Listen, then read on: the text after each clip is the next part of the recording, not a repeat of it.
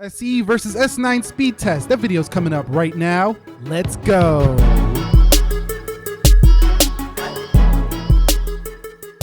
So what is up, guys? Nick here, helping you to master your technology. iPhone SE versus Samsung Galaxy S9 speed test. I'm sure you haven't seen this nowhere on YouTube. Let's go ahead and begin the boot up test in 3, 2, 1.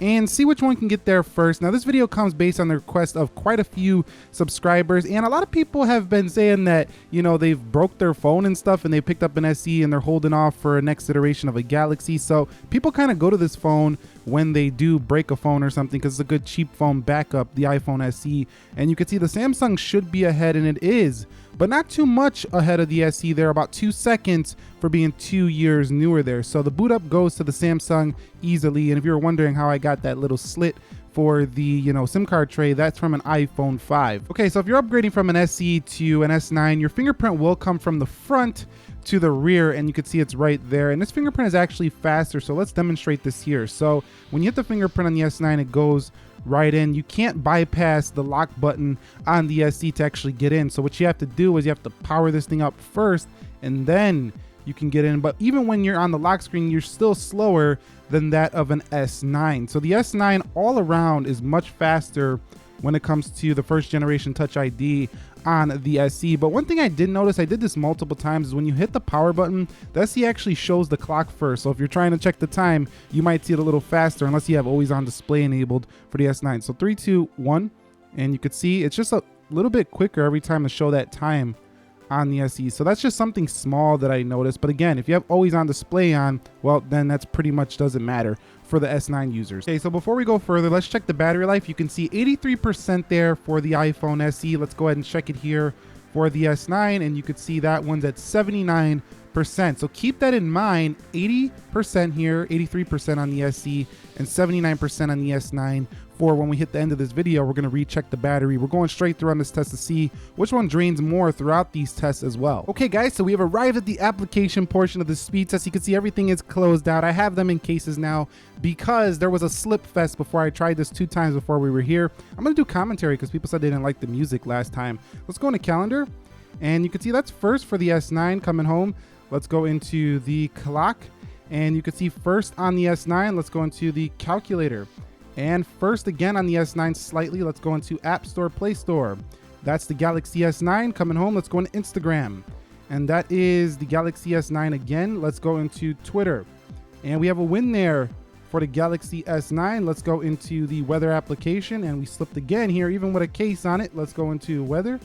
And you can see that's the iPhone SE. The Samsung weather is always slower than the iPhone series. Let's go into the Amazon. So if you like to check your weather fast, you might like the iPhone, but the OK Google thing is pretty nice for the Galaxy S9. Let's go into eBay, and you can see you're shopping first again on the right. Let's go into Appy Geek, and you can see Appy Geek opens first there on the left. Got a little noti right here, a little notification, but still it was first on the left. Let's go into Snapchat.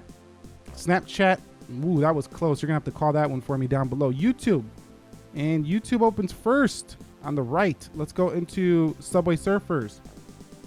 And wow, the SE just not playing around today.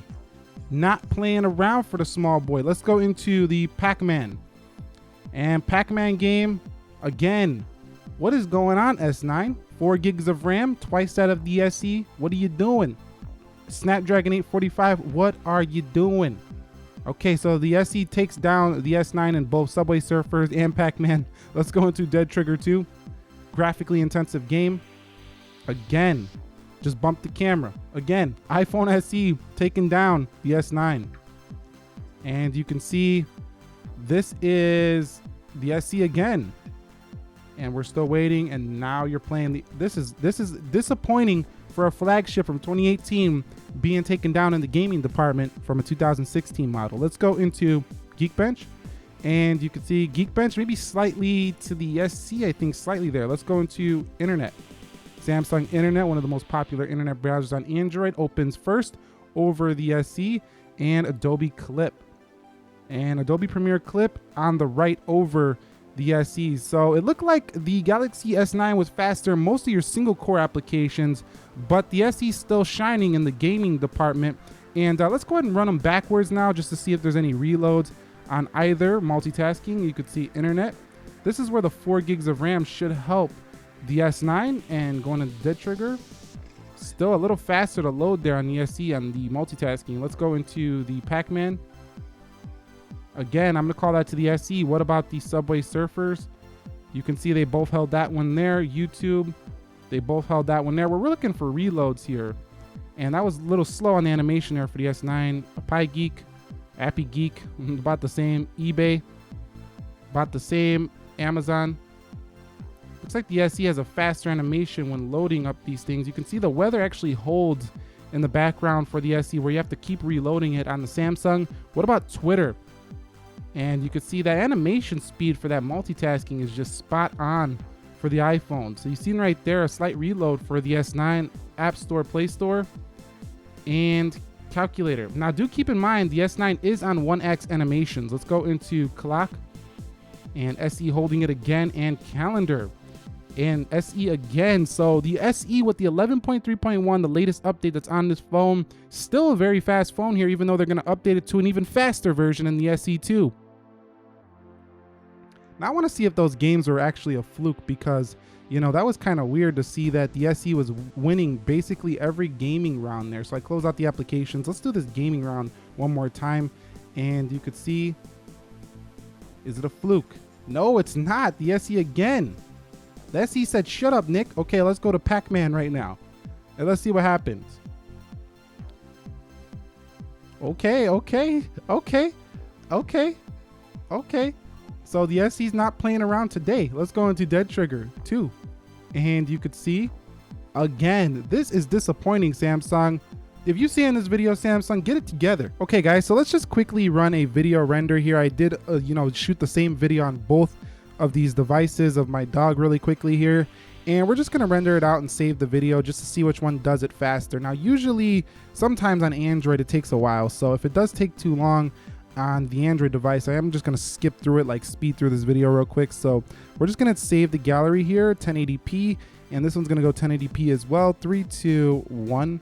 And see which one can save the video first. So it looks like the SE is ahead here again over the Galaxy S9, disappointing me once again.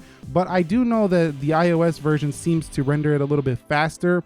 But this is the software that I use on the day-to-day. So this is a real-world experience for me, because I actually use Adobe Clip to render out video on a phone. This is my go-to for the mobile devices. If I'm not on an iPhone, I do use iMovie over there. But if I'm on an Android, I definitely go here. So this is pretty bad for the Galaxy S9 losing to the SE on this application. So Adobe developers, you got to get this one together.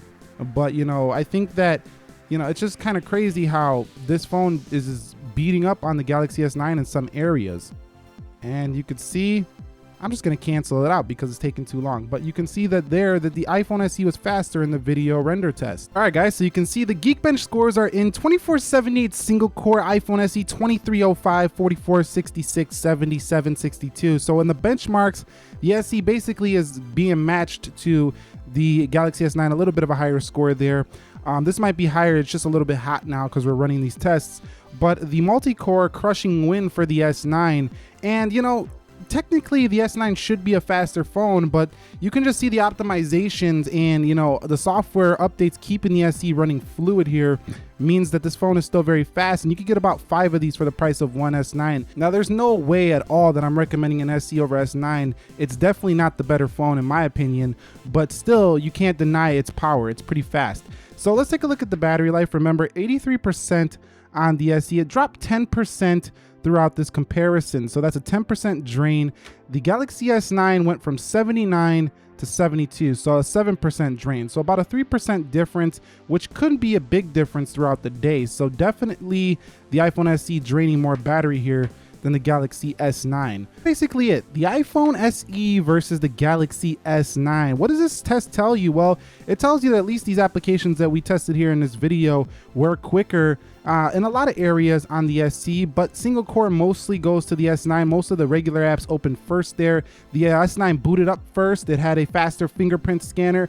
overall in the day-to-day, it feels a little bit faster because the animations are a little slicker, but the SE is still very powerful and won in a lot of areas, specifically in the gaming round is really where it showed its stuff. Battery drain is higher on the SE, but if you want to know which one to buy, I got many videos on both of these. Just type in whatever you need to know and type Nick after it in YouTube. You should find it. And if you haven't subscribed already, be sure to subscribe for more content like this. Nick here helping you to master your technology. Be sure to be well. I will catch you all in the next episode. Thank you very much for watching, and peace.